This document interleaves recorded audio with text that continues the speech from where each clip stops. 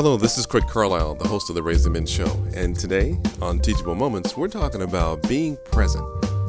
When I say being present, we're talking about as parents. We need to be present in dealing with our kids and making sure that we're always there and not just discounting them. Yeah, I get it. I know I've come home days at a time, tired, don't want to hear anything, let alone what a kid wants to talk about, right? And I got 4 that are living with me at home every day, all day, and they're so excited to see me, to come home and want to talk to me and share with me every aspect that they think is cool about their day. And there's just moments when I'm like, I don't want to hear it right now. I just want to get to the couch and lay down and rest. But you know what?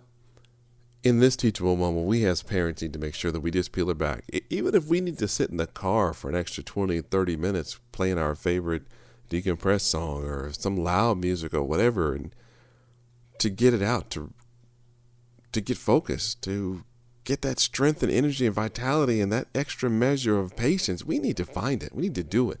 Because if we don't make ourselves available and become present for our kids when they want us, when they want that attention, when they need that attention, when they need that from us, man, they're going to go find that need satisfied from someplace else. And some of those places, I know I don't want my kids to get it from.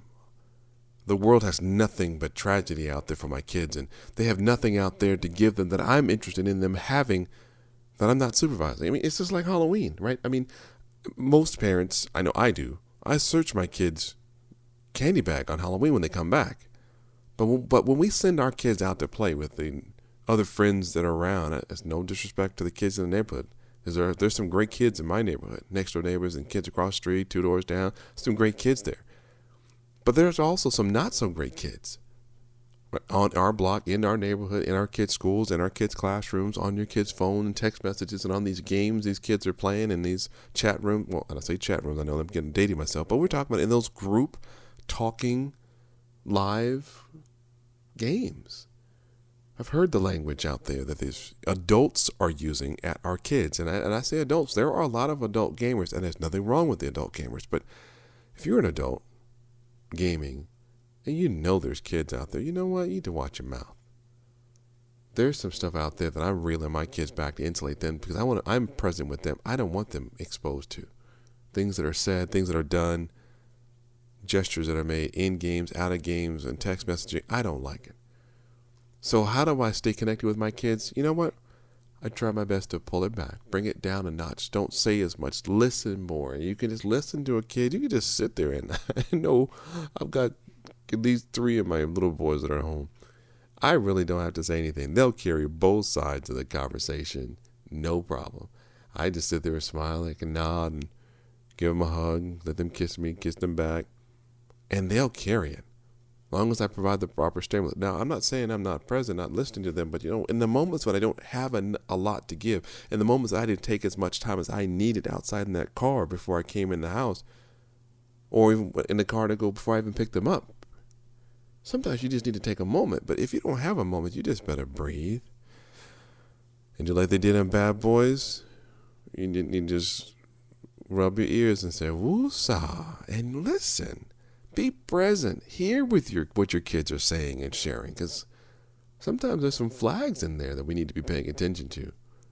Sometimes there's stuff that our kids are interested in that we need to support them with. I mean, case in point, my 13-year-old, Caden, he says he loves to cook. Well, how is he going to learn to cook if I don't teach him? Well, granted, yeah, I can send him over to aunts and uncles, in-laws' house and let them teach. I can send him over to neighbor's house, but no, I want to be present. I want to know what my son is doing. I want to encourage them. So, I want to be interested. I am interested. I want to encourage them. I want to learn with them and from them. So I taught Caden yesterday how to make a chicken dish using the crock pot. I let him do it from start to finish. Yeah, he made some mistakes along the way, but you know what? That's how you learn. You learn more from a failure than you do in a success in so many cases. So he even went with me while we shopped, and I showed him the importance of pricing and structure there and what to do, what not to do, what to make and what not to make, what to buy and what not to buy. I even listened to the other boys when I asked them, hey, what do you guys feel like having for dinner? Because in my house, man, I want the kids to eat, so I make a relatively narrow menu because I don't want leftovers to be spoiled and left uneaten. I need that food to last. I need that food to be available. I need that food to be eaten, not tossed down the garbage disposal or go out with the morning's trash. That's money going down the drain. So I got their opinion. So I took the feedback of everybody, what they wanted, and I made the decision as to what I wanted to make. So we did it. When I got home, it was a late night too. I remember we didn't get home till almost 12 from the supermarket after having already been out all day long and taking care of some other projects for the evening. We sat that I walked with him about to wash the chicken, make sure that the sink was clean, and how to dispose of the trash properly and keep your hands washed and clean because of the potential bacteria being placed, from one clean space to a dirty space and vice versa. Showed him why I did certain things, explained the big picture, and then got into the granular details step by step, spoke slow and answered his questions and didn't make him feel bad because as parents, we've got to understand, right? Our kids only know what we teach them. I'm teaching him how to cook, so I have to show him the spaces. He's going to learn how to season, so I put the seasonings out that I would recommend in a chicken dish. I let him season it. So at the end of that meal, he'd be able to taste it and go, I like that or I didn't like that. I would love to have more of this or less of this. I'd like to go here or there with that. Teachable moments are important. I know some of us look back at our lives and, man, I wish someone would help me. Why do I do teachable moments? I'm already doing the RZNGMEN show. I get it. But you know what? There's moments at the RZNGMEN show. We're teaching men to be better men, husbands, fathers, just better in general. But there are moments as parents where we just have to teach. Being a single parent, widow, father of 5, there's moments every day that are teachable, whether it be for me, that my kids are teaching me, because you learn from your kids, or that I'm teaching them, that I want to share. That's why we're doing teachable moments. So be looking for our podcast and our broadcast and on YouTube about these one-offs. They're not going to be very long. They're just going to hit the point and get right out. So today, parents, remember, be present. Sometimes our kids just need a hug. Sometimes our kids just need a kiss. But you know what? If we're not the ones satisfying the needs, if we're not the ones out there giving our kids those hugs and those kisses and those times that they really, really need it, they're going to start shaping their minds to think that we don't care. And they're going to have an open need, like an open sore that needs to be attended to.